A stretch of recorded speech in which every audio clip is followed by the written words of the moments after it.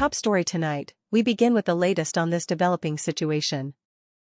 According to one report, Washington has removed sanctions on interim Venezuelan leader Delcy Rodriguez, lifting financial and travel restrictions following the ouster of Nicolas Maduro.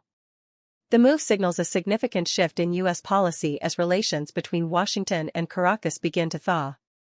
Rodriguez has taken steps to open Venezuela's energy sector to U.S. companies since assuming power earlier this year. Further normalization of ties may depend on continued reforms and transparency in the country's governance. As U.S.-Venezuela relations begin to thaw, the path to full normalization will likely depend on continued reforms and greater transparency in the country's governance. The change signals a potential new chapter in bilateral ties after years of isolation and sanctions. According to one report, NASA successfully launched 4 astronauts on Artemis 2, marking humanity's first lunar flight in over 50 years. The mission is a major step in NASA's plan to return humans to the Moon and eventually send astronauts to Mars.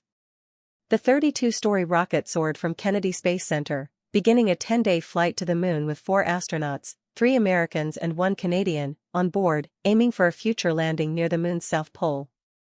The next phase includes testing systems for long-term lunar habitation and preparing for future crewed landings. This launch isn't just about reaching the Moon. It's about staying there and building a future beyond Earth.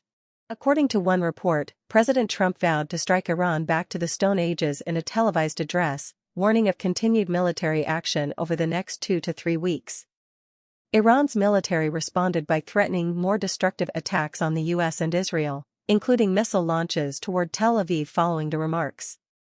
The conflict remains unresolved, with no clear end date announced despite claims that U.S. objectives have been met. The situation could further deteriorate as both sides escalate rhetoric and military readiness. Stay with us, our LibBlog is updating in real time with the latest developments.